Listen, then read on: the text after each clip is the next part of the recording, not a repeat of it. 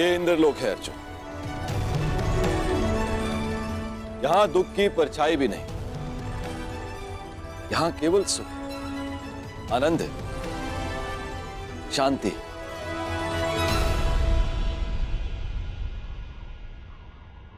क्षमा कीजिए पितादे, मेरे भाई वहां पीड़ा भोगे पर मैं यहां आनंद करूं, ऐसा कैसे हो सकता है?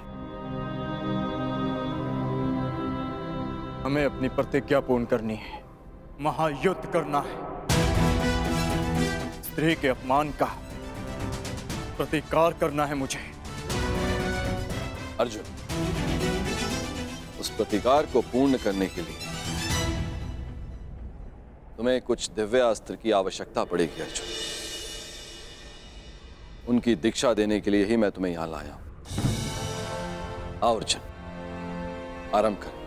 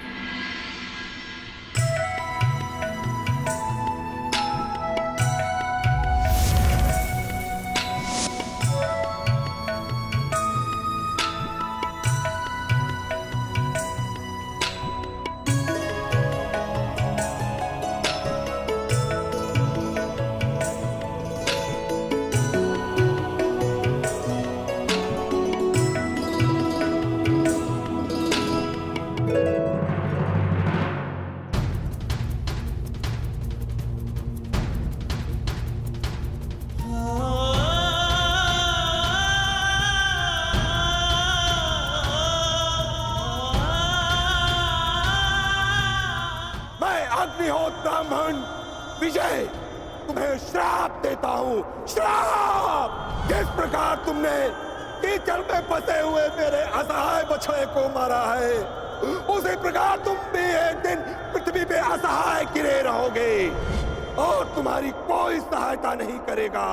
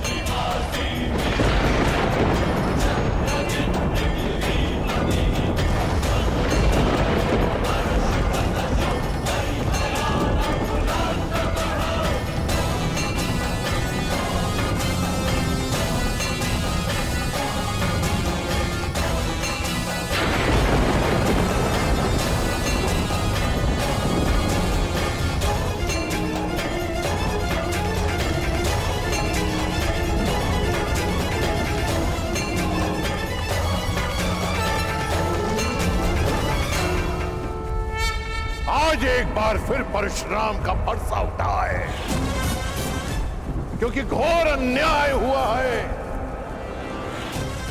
मेरे शिष्य को अकारणी श्राप दिया गया है। मैं पूरे संसार का सर्वनाश कर दूंगा, मैं ध्वंस कर दूंगा। आज संसार में प्रलय आएगी, नरसंहार होगा। 21 बार इस धरा को क्षत्रिय विहीन कर देने वाला परशुराम एक बार फिर इस धरा को मानव विहीन कर देगा।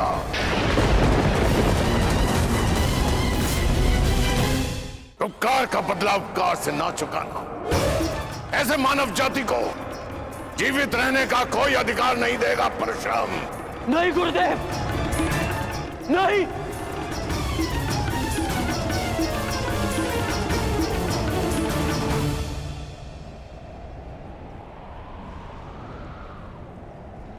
ऐसा अनर्थ मत करिए गुरुदेव, शांत हो जाइए।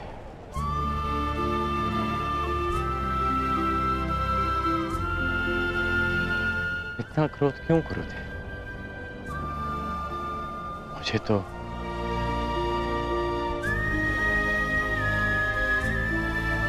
श्राप और उपेक्षा का अभ्यास सा हो गया है, और एक श्राप थोड़ी ना मिला है मुझे।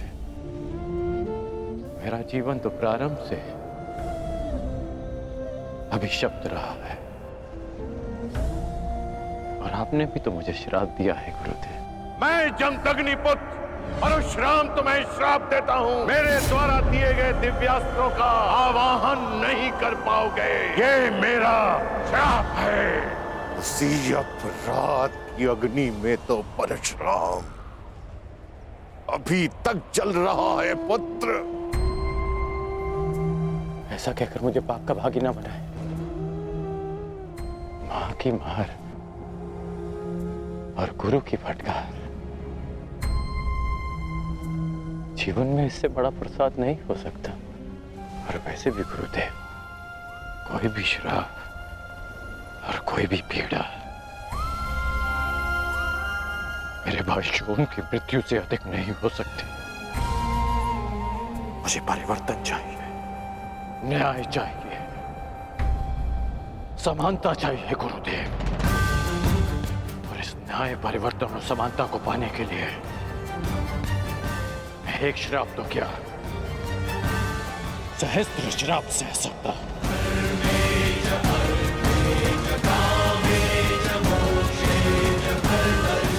और कोई श्राप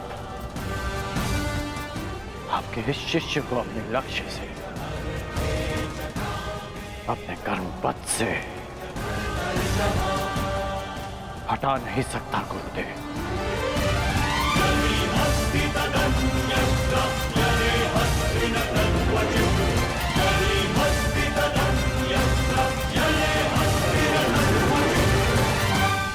लोह को भी अधिक ताप में रखा जाए तो वो भी पिघल जाता है। पाषाण पर चोट करो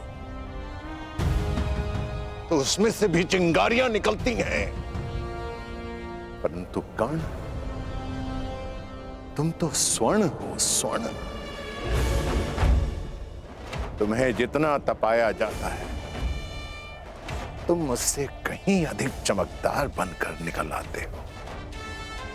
यहां कई वीर योद्धा आए और आएंगे भी, पर तुम जैसा धैर्यवान और वीर योद्धा न भूत हो न भविष्य हो, न कभी हुआ है और ना ही कभी होगा। मैं तो चिरंजीवी हूं,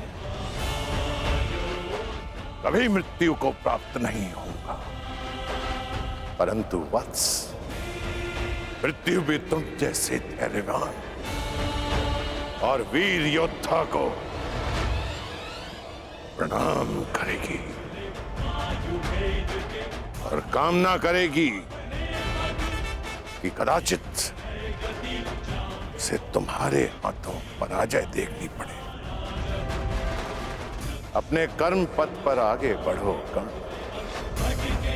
तुम भले ही अभिशापित हो और संसार के वीर योद्धाओं से कहीं अधिक श्रेष्ठ सिद्ध होगे।